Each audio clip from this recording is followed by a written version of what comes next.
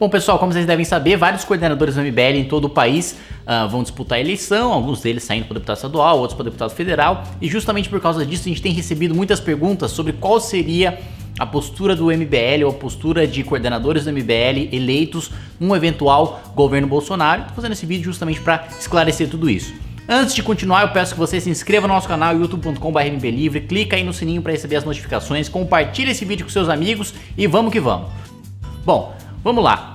Antes de qualquer coisa, a gente precisa ver quais são as semelhanças programáticas entre o MBL e o Bolsonaro. Bom, o Bolsonaro chamou o Paulo Guedes, um economista reconhecido, liberal, com uma trajetória profissional, uma trajetória acadêmica respeitável, para ser o seu ministro da Fazenda. Isso significa que boa parte da parte econômica vai ficar nas mãos de Paulo Guedes, mas o Bolsonaro já avisou que tem algumas coisas que ele não abre mão. Em relação à privatização de empresas como a Petrobras, por exemplo, o Bolsonaro já deu sinais contraditórios.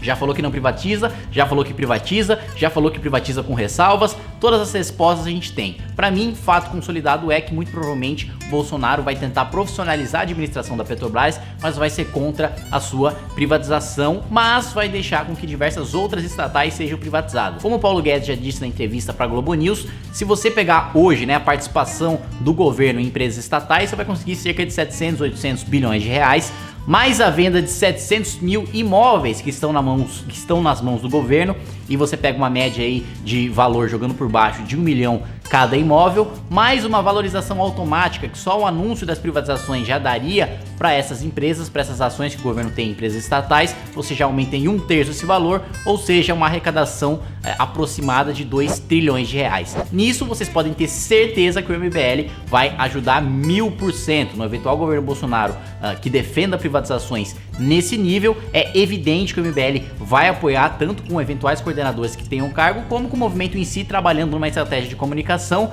para mostrar que isso, por exemplo, é muito mais eficiente do que, por exemplo, taxar os mais ricos. Taxar os mais ricos já tentaram na França, só fez com que os ricos tirassem seu patrimônio de lá.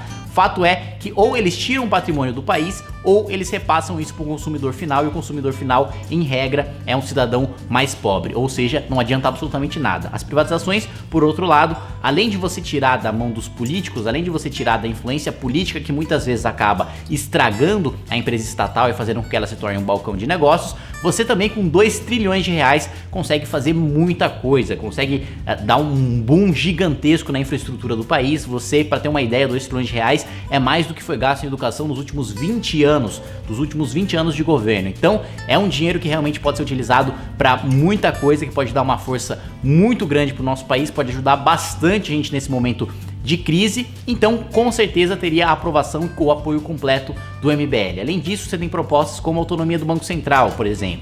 O Banco Central muitas vezes ele está sujeito a influências políticas, e como ele determina a taxa de juros, que basicamente é o preço de dinheiro, o dinheiro tem preço como qualquer outra coisa, Quanto mais dinheiro tem no mercado, menos o dinheiro vale. Quanto menos dinheiro tem no mercado, mais o dinheiro vale. Por isso que quando você tem menos dinheiro no mercado, o juro aumenta, porque ele fica mais caro, é mais escasso. É a mesma coisa se existir um copo d'água no mundo. A partir do momento que existem 2 copos d'água, esse primeiro copo d'água já não vale tanto quanto ele valia quando ele existia sozinho, afinal era o único copo d'água do mundo. Mesma coisa, sei lá, por exemplo, você ter a única Ferrari arco-íris do mundo. Se só tem uma Ferrari arco-íris, ela vai valer X. Se você tem 2 Ferraris arco-íris, aí já não vale X, vale algo menor, porque você já não é o único cara que pode ter essa Ferrari arco-íris, e por aí vai. Mesma coisa acontece com o dinheiro, e a autonomia do Banco Central é justamente a defesa de que o Banco Central tenha liberdade para definir, de acordo com as regras de mercado, quais vão ser os juros aplicados, quais vão ser as políticas do Banco Central,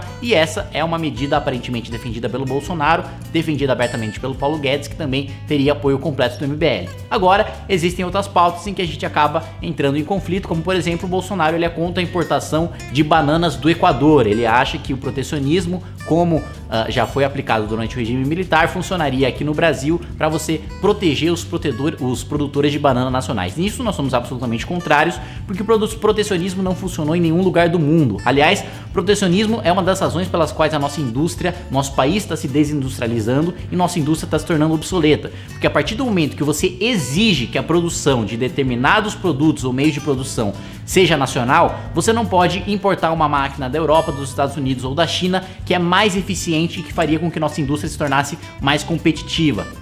a gente fica engessado nessa demagogia de tentar criar novos empregos aqui, mas que na verdade acaba com empregos aqui e acaba com empregos em outros países também que deixam de exportar pra gente. Então, o nosso voto seria absolutamente ideológico, como tem sido, por exemplo, o voto de Fernando Holliday na Câmara dos Vereadores em relação ao governo Dória, agora governo Bruno Covas. Sempre que você teve privatizações, sempre que você teve simplificações, cortes de impostos, o Holliday não só votou a favor, como fez o máximo para conseguir o voto dos outros vereadores para que o projeto fosse aprovado. Agora, quando você teve a votação da regulamentação do Uber, que foi defendido pela prefeitura, e também da criação de impostos sobre serviços de streaming, sobre Netflix, sobre Spotify, por exemplo, Holliday não só votou contra, como lutou completamente contra todas essas pautas. E isso demonstra também uma questão de independência do MBL. Apesar do MBL estar em diferentes partidos políticos, ter vereadores eleitos em diferentes partidos políticos, todos eles têm uma coisa em comum: eles podem votar como eles bem entenderem. Tanto que o Holliday